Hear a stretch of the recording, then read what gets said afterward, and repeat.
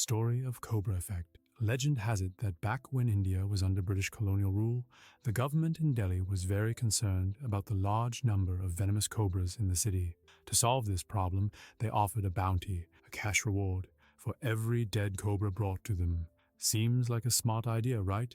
Get rid of dangerous snakes, make the city safer. But what happened? People, being resourceful, started breeding cobras specifically to kill them and collect the bounty. The reward, which was intended to reduce the cobra population, perversely led to an increase in cobras. The system, the bounty program, accidentally rewarded an action that made the original problem worse. Ever scrolled through the news and seen a story about a big company caught in a massive scandal? Or a politician who seems to be bending or even breaking the rules to get ahead? Maybe you've heard about a celebrated sports hero tangled up in a doping controversy? And as you read or watched, you probably found yourself thinking, how could they do that? It's natural to imagine the people behind these actions as inherently bad, as villains straight out of a story. But what if it's not always that simple? What if the very systems we live and work in, the companies, the political arenas, the competitive fields that are supposed to help us succeed to build a better society, sometimes push ordinary, well-meaning people towards choices they'd never dream of making? Consider this. Nearly 1 in 4 employees in the U.S. report having personally witnessed or possessing first-hand knowledge of unethical behavior by their colleagues or managers within the last year. When such a large portion of the workforce is encountering these issues, it suggests that the problem might be bigger than just a few isolated bad apples. Today, we are diving deep into a tricky, uncomfortable, but incredibly important question. How do systems actually reward unethical behavior? And more importantly, what does that mean for all of us just trying to navigate these systems to get by or to get ahead? It touches the core of how our society functions and challenges our common belief that good deeds are always rewarded and bad deeds are always punished. So, what are we really talking about here? When we say a system rewards unethical behavior, we mean that the rules, the culture, the pressures, or the way success is measured in a particular place actually make it easier, or sometimes feel necessary, to do something wrong to achieve a desired outcome. It's when the path of least resistance, or the path to the biggest prize, involves stepping over an ethical line. It's not always about a cartoon villain twirling his mustache and cackling. Sometimes it's about something far more subtle, something called a perverse incentive. That's a term economists and sociologists use for a situation where a reward system, often designed with good intentions, accidentally encourages the exact opposite behavior of what it was meant to promote. In Cobra Effect, the system, with its well-meaning goal, unintentionally created a reward for counterproductive behavior. We see these kinds of dynamics in many different areas. For instance, if a healthcare system primarily pays doctors and hospitals for treatments performed rather than for preventing illness, what might that accidentally encourage? It could inadvertently lead to less focus on preventative care, because the financial incentives are aligned with treating sickness, not maintaining wellness. Or consider education.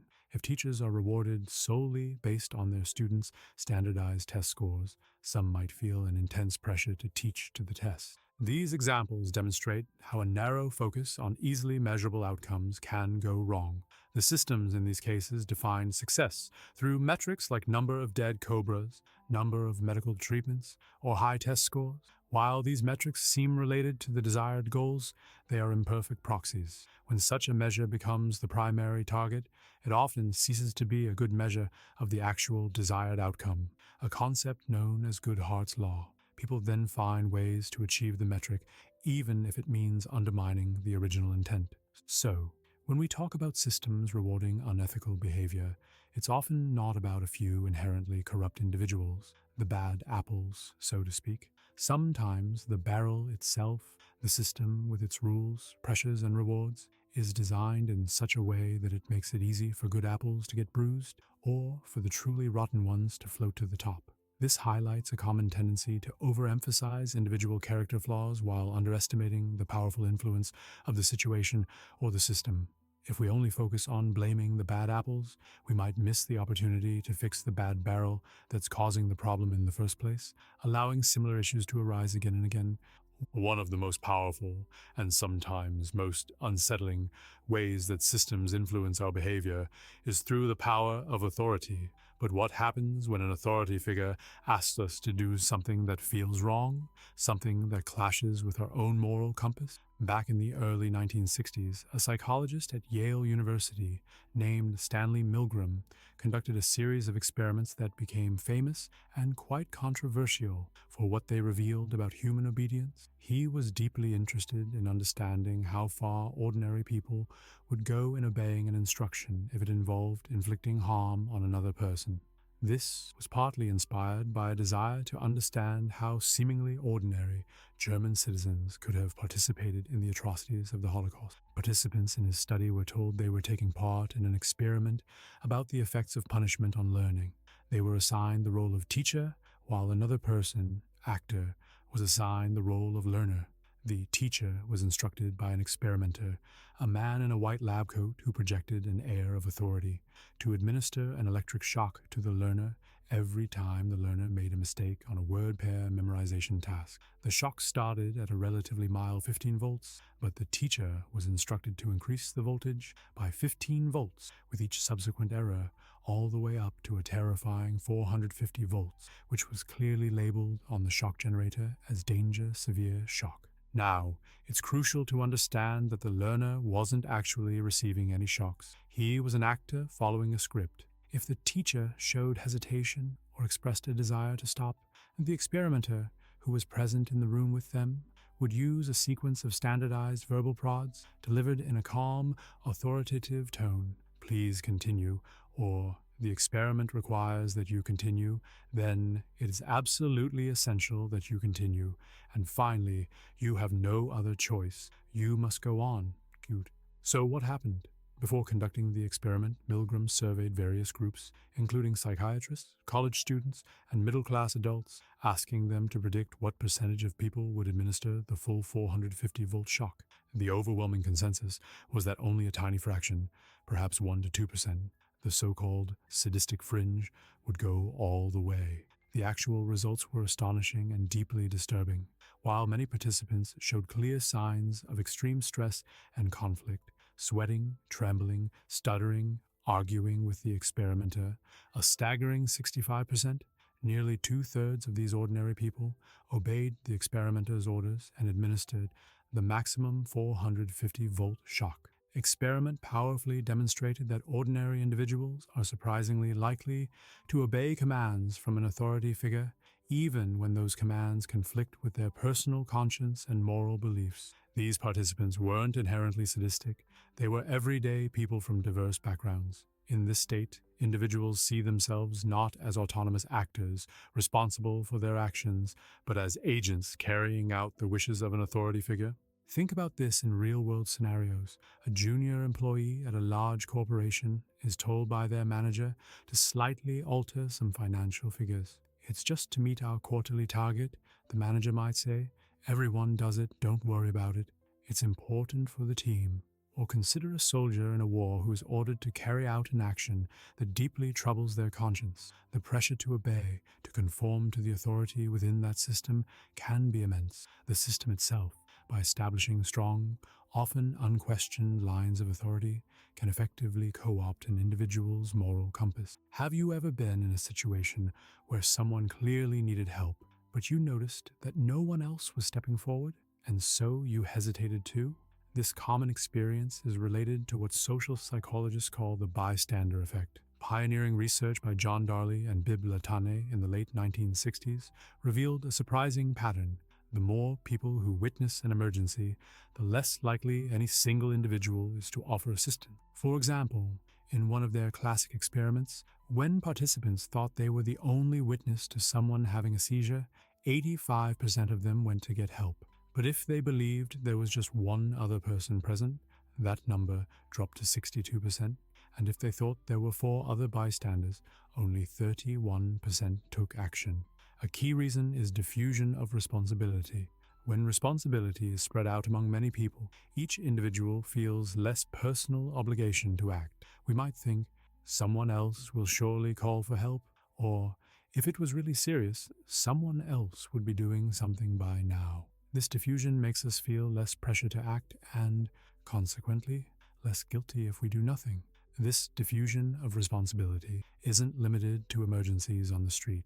It can readily occur in workplaces. If an entire team is involved in a project that involves cutting ethical corners, each individual might feel less personally culpable, thinking, I was just a small part of this, or everyone else on the team seemed okay with it. Now, imagine these small compromises or unaddressed issues happening not just once, but repeatedly, slowly, over time. This is where a deeply insidious process called the normalization of deviance can take root. The term was coined by sociologist Diane Vaughan in her groundbreaking study of the 1986 NASA Space Shuttle Challenger disaster. Over years, NASA engineers and managers had made a series of small compromises and deviations from established safety rules and engineering best practices, particularly concerning the O-rings on the solid rocket boosters, which were known to be flawed. Each time they launched the shuttle with this known flaw and the mission was successful, meaning no disaster occurred, it subtly reinforced the belief that the risk was acceptable or manageable. The deviant practice, flying with a component that didn't meet original design specifications, slowly became the normal way of operating. People within the organization became so accustomed to this lower standard of performance that it no longer felt wrong or particularly dangerous. This normalization of deviance can happen in almost any setting. In a hospital, for example, busy nurses might start occasionally skipping a minor but important safety check because they are constantly under time pressure, and most of the time, nothing bad happens as a direct result. At a construction site, workers might find it quicker to perform certain tasks without using all the prescribed safety equipment, especially for jobs they perceive as small or quick. If a supervisor, also under pressure to meet deadlines, allows this, or if the shortcut seems to get the job done faster without immediate negative consequences, the deviation can become accepted practice. This is the very essence of the slippery slope argument in ethics. It's the idea that one small, seemingly harmless, unethical step, one minor deviation from the rules, can initiate a trend that makes it easier to take slightly larger and then even larger, unethical steps in the future. Eventually, individuals or organizations can find themselves engaging in behavior they would have found unthinkable at the outset. It's like the old analogy of the frog in a pot of cool water. If the water is heated very slowly, the frog, supposedly, doesn't perceive the gradual change in temperature as a danger and will stay in the pot until it's too late. While the science of frog behavior might be debatable, the analogy powerfully illustrates how gradual desensitization to unethical practices can occur. Each small step away from the ethical standard, if unpunished or worse, implicitly rewarded by perceived benefits like efficiency or success, makes the next deviant step easier to rationalize and take. Once a behavior is normalized, the threshold for any individual to feel personally responsible for questioning or resisting it becomes even higher, because it's now perceived as just the way things are done around here. This cycle can allow unethical practices to become deeply embedded within an organization's culture. Furthermore, the slippery slope is often greased by a lack of immediate and consistent negative consequences for those early minor transgressions. This lack of negative feedback makes it psychologically much easier to justify and commit slightly larger transgressions down the line. So, we've explored how external factors like authority and group pressure can push us towards unethical actions. But what's happening inside our own minds when we're faced with these pressures? How do we manage to do something that, on some level, we might know is wrong, yet still feel okay about ourselves? This is where the concept of moral disengagement becomes incredibly relevant. Moral disengagement, in simple terms, is like having a set of mental switches or psychological maneuvers that allow us to temporarily sidestep our own internal moral standards. By employing these mechanisms, we can engage in behavior that violates our ethical principles without experiencing overwhelming feelings of guilt, shame, or self-condemnation. It's how we rationalize our actions to ourselves. Let's look at a few of the most common mechanisms of moral disengagement, using the example of a student who decides to cheat on an important exam. Number 1. Moral justification.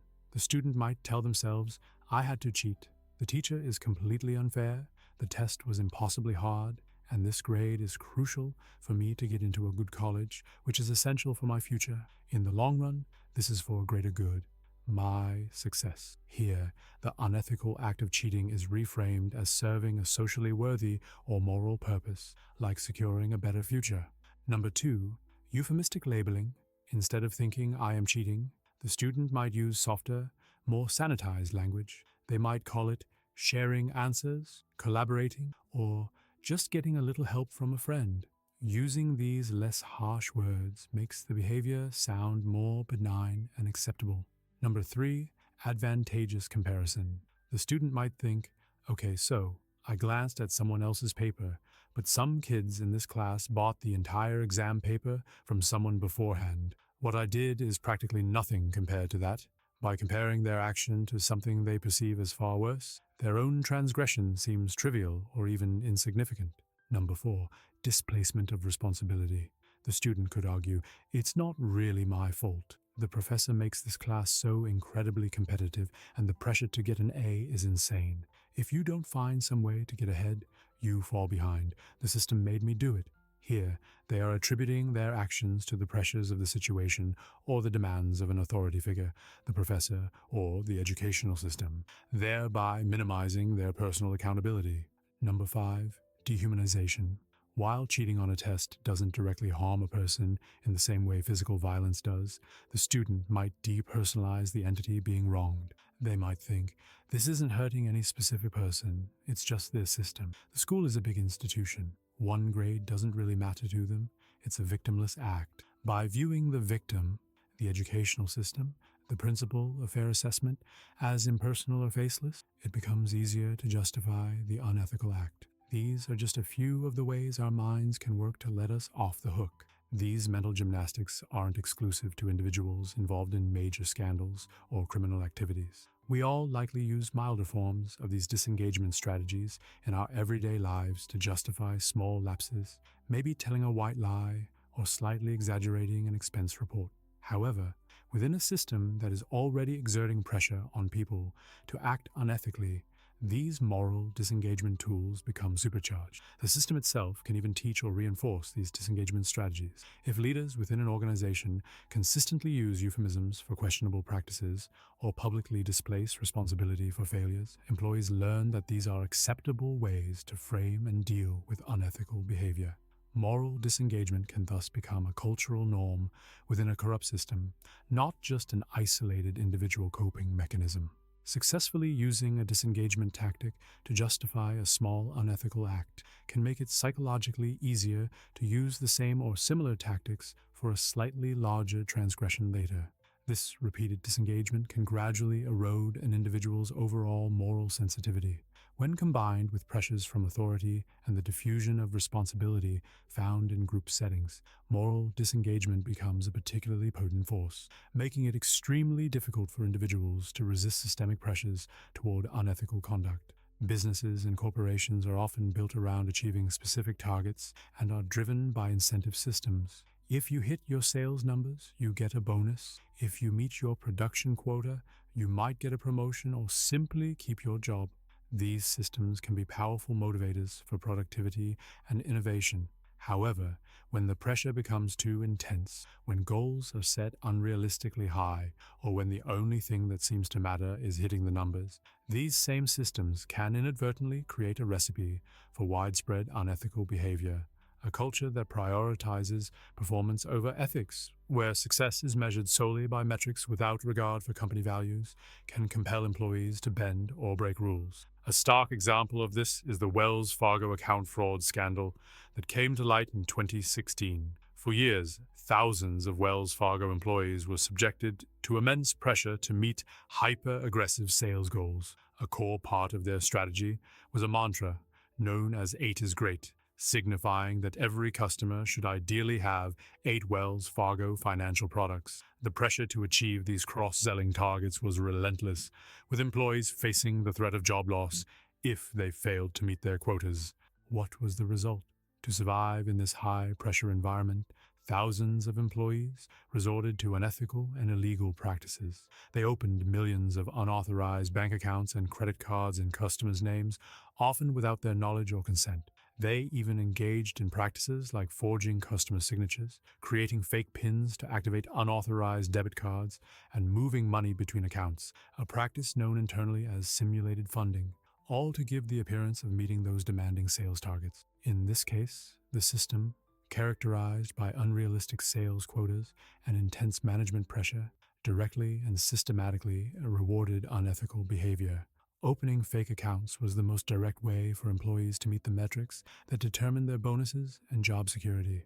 Disturbingly, investigations revealed that senior leadership within the community bank division was aware of these gaming practices for years, but often minimized the problems, sometimes framing them as isolated instances of individual misconduct, rather than a systemic issue stemming from the sales model itself. Some even viewed the negative consequences of these practices as a necessary cost of doing business to achieve increased sales. This illustrates a profound failure of leadership and a corporate culture where short-term profits were prioritized over ethical conduct and customer trust. Across these varied corporate scandals, a common thread emerges. It wasn't necessarily that every single employee involved was inherently malicious from the start. Many were likely caught in systems where the pressure to meet targets, to keep their jobs, to achieve bonuses, or to uphold a certain image of success became so overwhelming that ethical considerations were sidelined, blurred, or rationalized away. The organizational reward systems frequently created what scholars call ethical ambivalence, a conflict between the behaviors and norms shaped by the reward system and the behaviors and norms that align with ethical values. When such conflicts arise, the system often signals which behavior is truly valued by what it rewards and punishes. Politics is another arena where the established rules of the game can, unfortunately, sometimes reward behavior that is ethically questionable or outright unfair, often creating environments where such actions feel necessary for advancement or victory. Running for political office, especially at higher levels, is an incredibly expensive endeavor.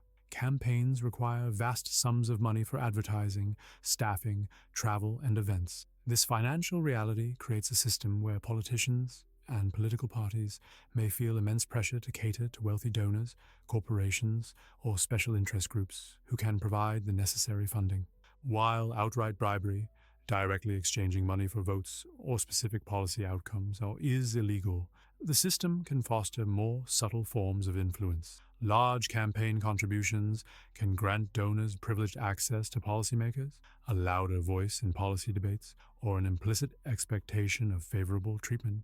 The pressure to return favors or to vote in ways that keep campaign funds flowing can be a powerful, albeit often unspoken, incentive. Historical scandals like Watergate, which involved illegal campaign activities and abuse of power, or the Teapot Dome scandal in the 1920s, where government officials accepted bribes for leasing federal oil reserves, illustrate how money can corrupt political decision-making. More recently, a hypothetical, but based on real discussions, executive order in February 2025 that might suspend federal enforcement of the Foreign Corrupt Practices Act, FCPA, could be seen as a systemic nod towards rewarding unethical corporate behavior. Such an order would reduce the fear of federal prosecution for companies bribing foreign officials to gain business advantages, although some states like California have indicated they would continue their own enforcement efforts. This highlights how weakening regulatory systems can implicitly reward unethical actions. Have you ever looked at a map of voting districts and seen some with incredibly bizarre, contorted shapes looking like a salamander or a Rorschach test? That's often the result of gerrymandering. It's a practice where the political party in power redraws electoral district boundaries not to ensure fair and equal representation for all citizens, but to deliberately give their own party an unfair advantage in future elections. Politicians use several clever and cynical techniques to achieve this. One is called cracking. This involves taking a large concentration of voters who tend to support the opposing party and splitting them up across multiple newly drawn districts. By doing this, their voting power is diluted,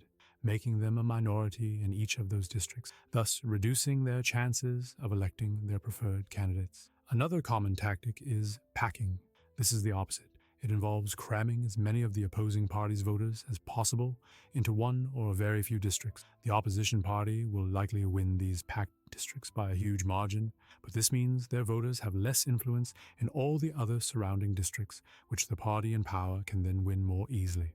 The result of gerrymandering is that politicians can, in effect, choose their voters rather than voters choosing their politicians. The system rewards the manipulation of democratic processes for partisan gain, often leading to legislatures that don't accurately reflect the overall political preferences of the state's population. This can make elections less competitive, discourage voters who feel their vote doesn't matter in a safe district, and increase political polarization, as elected officials in gerrymandered districts may feel more beholden to their party's base than to the broader electorate.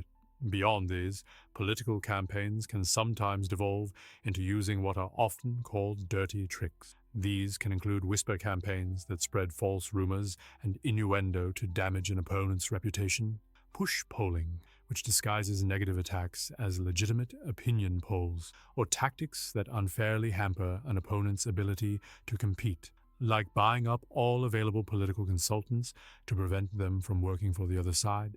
In more extreme cases, there can be direct interference with the electoral process itself, such as voter intimidation or making it harder for certain groups to vote. When such tactics are perceived to lead to victory, the system, by its very outcomes, can appear to reward this unethical behavior, even if it undermines the principles of fair and democratic competition. The intense drive to win, to be the best, to innovate faster, or to offer the cheapest product is a fundamental characteristic of many competitive fields. This competition can fuel progress and excellence. However, when the pressure to succeed becomes all-consuming and ethical, guardrails are weak. These environments can also create systems that reward or even necessitate cutting corners and engaging in unethical behavior. We all appreciate a bargain, and the fast fashion industry provides us with the latest trends at incredibly low prices. But it's important to ask, how is this possible? The answer often lies in a system that fiercely rewards companies capable of producing clothing at the lowest possible cost and the fastest possible speed. This relentless pressure for cheap and quick production is then pushed down the global supply chain, primarily impacting garment workers, the vast majority of whom are women in developing countries. These workers frequently face extremely low wages, often not enough to cover basic needs, dangerously unsafe working conditions, and excessively long hours. The 2013 Rana Plaza factory collapse in Bangladesh, which killed over 1,100 workers and injured thousands more, stands as a tragic testament to these risks. Workers had been ordered back into a building known to have structural cracks. The fast fashion system, driven by consumer demand for low prices and rapid trend cycles, inadvertently rewards brands that can most effectively squeeze costs out of their supply chains, often at the profound expense of human dignity, safety, and fair labor practices. In our increasingly digital world, we encounter systems designed to influence our behavior every day. Sometimes these designs cross an ethical line. Ever tried to unsubscribe from an email list or cancel a service online, and found yourself navigating a labyrinth of confusing options or felt subtly shamed into staying? These are often examples of dark patterns in user experience and user interface design. Dark patterns are design choices that intentionally trick or manipulate users into doing things they wouldn't otherwise do, usually for the benefit of the company. Examples include the Roach Motel, where it's incredibly easy to sign up for a service, but frustratingly difficult to cancel. Another is confirm shaming, where the option to decline an offer is phrased to make you feel guilty or foolish, like a button that says, "No thanks, I hate saving money," or "No, I don't want to be awesome." Other dark patterns include sneaking items into your online shopping cart without clear consent, hidden costs that only appear at the very end of a checkout process, or trick questions designed to confuse you into agreeing to unfavorable terms. Across these diverse fields, a commonality is the intense pressure to achieve specific, often narrowly defined and quantifiable goals, be it sales targets, electoral victories, research publications, low consumer prices, or user engagement metrics. Another recurring element is the distance, whether physical, psychological, or bureaucratic, between those making decisions or benefiting from the system and those who are harmed by the unethical actions. In fast fashion, the exploitation often occurs in factories far removed from the consumers and brand headquarters. In large corporate scandals, top executives might be insulated from the direct impact of their decisions on individual customers or low-level employees. This distance can dilute empathy, obscure the true human cost of unethical behavior, and make it easier for moral disengagement mechanisms like dehumanization or disregarding consequences to take hold.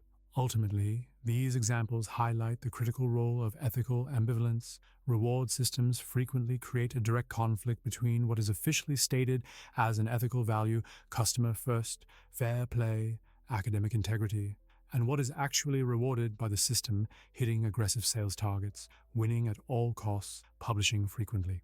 Employees and participants get caught in this bind, and the system's de facto priorities are revealed by which behaviors lead to success and which lead to disadvantage or even punishment. So, when we look at these widespread scandals and the seemingly endless examples of unethical behavior emerging from various systems, it forces us to confront a really tough philosophical question. Who or what is ultimately to blame? Is it the individuals who made the demonstrably bad choices, or is it the systems, the companies, the political structures, the competitive environments that pressured, incentivized, or even normalized those choices? This isn't a new debate, and there are different philosophical lenses through which we can try to understand it. For example, utilitarianism is an ethical theory that suggests an action is morally right if it produces the greatest good for the greatest number of people. From a purely utilitarian standpoint, someone within a struggling company who, say, fudges some numbers to prevent bankruptcy and thereby saves hundreds of jobs might try to argue that their deceptive action, while perhaps wrong in isolation, ultimately served a greater good by preserving livelihoods. The focus is on the consequences of the action. On the other hand, deontology, an ethical theory most famously associated with philosopher Immanuel Kant, argues that the morality of an action is based on whether that action itself is right or wrong according to a set of rules or duties, regardless of the outcome. From a deontological perspective, lying is wrong, period. Cheating is wrong, exploiting workers is wrong, even if one believes it might lead to a beneficial outcome like cheaper products for many or increased profits for shareholders. Here, the individuals involved still made a choice to violate a fundamental moral rule or duty. The reality, of course, is rarely simple enough for one theory to provide all the answers. Most ethicists and behavioral scientists would argue that it's an interaction. Individuals are not mere puppets. We generally possess free will and make choices for which we bear responsibility. However, it's undeniable that systems can make it incredibly difficult to make the right choice, especially if the wrong choice is actively rewarded and the right choice is punished, ignored, or made practically impossible. Think about it. If a corporate culture consistently promotes only the most aggressive salespeople, even if they are known to bend the rules or mislead customers, what message does that send throughout the organization about what is truly valued? If a political system is structured such that candidates feel they must engage in gerrymandering or solicit massive, potentially compromising campaign donations to even have a fighting chance of winning, are genuinely ethical people systematically disadvantaged or forced to play a dirty game? The tension between these perspectives is often exploited by corrupt systems. A system might implicitly or explicitly promote a utilitarian-sounding justification for unethical acts. It's for the good of the company. It's necessary for the party to win. It's what the team needs to succeed. In an attempt to override individuals' deontological objections that certain actions are inherently wrong. This is where ethical ambivalence becomes so corrosive. The system creates a direct conflict between what it rewards and what is ethically sound, forcing employees into a difficult moral bind. Furthermore, attributing blame solely to individuals when they operate within a deeply flawed or corrupt system can, ironically, serve as a form of systemic self-preservation. By identifying and punishing a few bad apples, the system itself, the bad barrel, often avoids deeper scrutiny and fundamental reform. This allows the underlying unethical incentive structures and cultural norms to persist potentially creating new waves of unethical behavior down the line. The failure to address the cultural and structural conditions at NASA after the Challenger disaster, for instance, was seen by some as contributing to the later Columbia disaster. Ultimately, the goal should be to strive for systems that are fundamentally fair. Fairness, in this context, isn't just about providing equal opportunity or fair play in a competitive sense, though that's part of it. It's also about ensuring just outcomes, and that the basic needs and dignity of all stakeholders are respected, a concept of fair shares. Systems that reward unethical behavior almost invariably violate both these aspects of fairness. They rig the rules of the game, and they lead to unjust distributions of benefits and harms, often disproportionately harming vulnerable individuals or groups while benefiting a select few.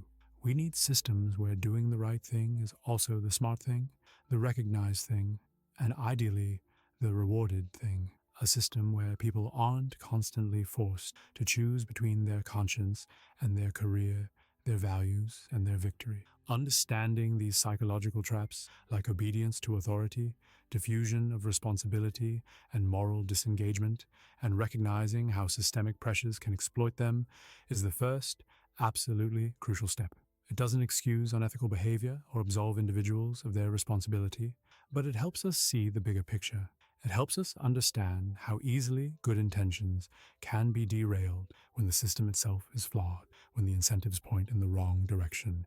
This understanding encourages us to look beyond simply blaming individuals when things go wrong. It prompts us to ask tougher, more systemic questions. How is this particular system, this company, this political process, this competitive environment actually designed? What behaviors are really being rewarded here, regardless of what the official mission statement or code of conduct might say? What are the unintended consequences of these rules, these pressures, these incentives? Are there perverse incentives at play? Is deviance becoming normalized? Because when we start asking these critical questions, when we engage our capacity for thought, as Hannah Arendt urged, we can begin to imagine and perhaps even start to build systems that are different, systems that don't just avoid rewarding unethical behavior, but that actively and intentionally encourage and reward integrity, fairness, transparency, and simply doing the right thing. This act of thinking for ourselves is not just an individual cognitive exercise. It's a social and civic responsibility, especially when we are confronted with complex systems that shape our lives and our society. So what do you think? This is a complex topic, and there are no easy answers. What systems have you encountered, perhaps in your own work life, in your community, or just in observing the world, that seem to reward unethical behavior? Or, on a more hopeful note, have you seen examples of systems that you believe do a great job of promoting and supporting ethical conduct? We can all learn a tremendous amount from each other's experiences and perspective. Please share your thoughts and stories in the comments section below. 109. Sharing positive examples is particularly valuable, as it can help us move from identifying problems to envisioning solutions, combating potential cynicism by showing that ethical systems are indeed possible. If this video made you think, if it sparked some questions or offered a new perspective, please hit that like button. It genuinely helps other people discover our discussions here. And if you're interested in more deep dives into the psychology, ethics, and hidden mechanics of how our world works, make sure to subscribe to the channel and click that notification bell so you don't miss our next exploration. Your engagement is part of a system too, the YouTube ecosystem, and it helps reward and promote thoughtful content like this. Thanks for watching.